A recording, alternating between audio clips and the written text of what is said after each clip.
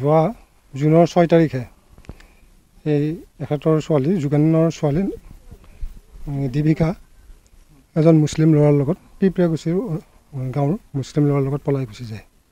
আমি পিছে এই ক্ষেত্ৰত জ্ঞাত নহয়, অলপ দেৰিকৈ জানিলোঁ যে মুছলিম ল'ৰা তাত গৈছে আৰু এওঁলোকৰ মানে অৱস্থাটো খুব বেয়াৰ কাৰণে অন্য ধৰণৰ ক'ৰবাৰ তেওঁলোকক পুলিচ ক'ৰবাৰ কিবা কিবি এইবিলাকৰ জৰিয়তে ঘূৰাই অনাৰ ব্যৱস্থাটো নকৰিলে, যিহেতুকে এওঁলোকৰ অৱস্থাই নাই।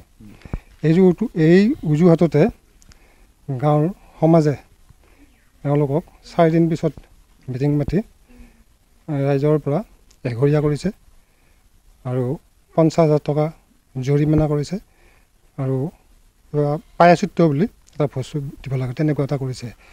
ইয়াৰ ফলত তেওঁলোকৰ এতিয়া এঘৰীয়া কৰিলে কোনো কাৰো ঘৰত যাব নোৱাৰে, কাম কৰিব নোৱাৰে।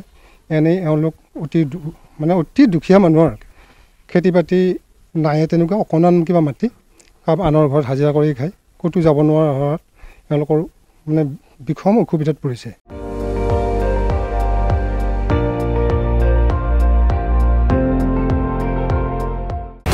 আপুনি চাই আছে ND24, সৰ্বশ্ৰেষ্ঠ নহয় সৰ্বোত্তমৰ দৌৰ।